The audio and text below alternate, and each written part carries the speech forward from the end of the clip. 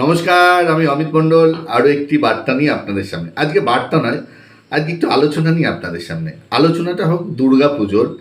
আর দুর্গা পুজোর যে আমরা সরকারের কাছ থেকে সাহায্য পাই, সরকারের কাছ থেকে যে ডোনেশন পাই, সেই নিয়ে আজকে একটু ছোট্ট আলোচনা করব ভাবলাম।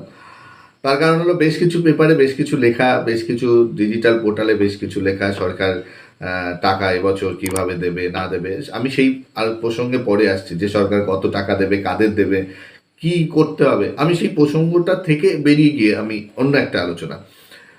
আমার গ্রামে একটি ক্লাব, 50-60 বছরের ক্লাব।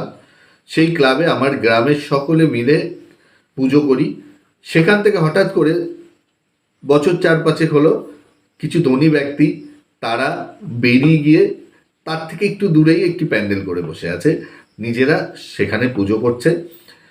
ছোট্ট প্যান্ডেল, কিন্তু আড়ম্বর অনেক।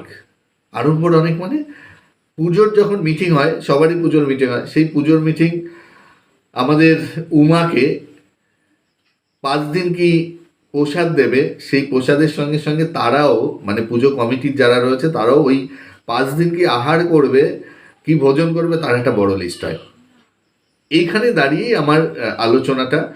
তো আমার এরম কিছু মানুষ গ্রামে রয়েছে যারা এখনও সেই পুরনো কমিটির, পুজো কমিটির সঙ্গেই যুক্ত রয়েছে। তারা ওই নতুন পুজো কমিটির নবমীর দিন সামনে থেকে যখন আসছে, তখন মটনের গন্ধ, পোলাওয়ের গন্ধ, নাকে তার গন্ধ আসছে, মানে গন্ধে মম করছে পুরো এরিয়াটা। সেই বাচ্চাগুলো নাকে গন্ধ শুকে এসে আমার ক্লাবের যখন প্যান্ডেলে ঢুকলো, তখন আমরা ওই সামান্য খিচুড়িটুকুও ঠিকঠাক অ্যারেঞ্জ করতে পারিনি।